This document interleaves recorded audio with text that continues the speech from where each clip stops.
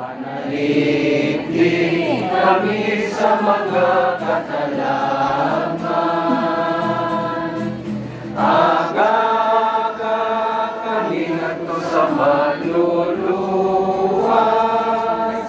Si Kristo nga anak mo, mukha nga mukha kawasan. Si Kristo nga anak mo, mukha nga mukha kawasan.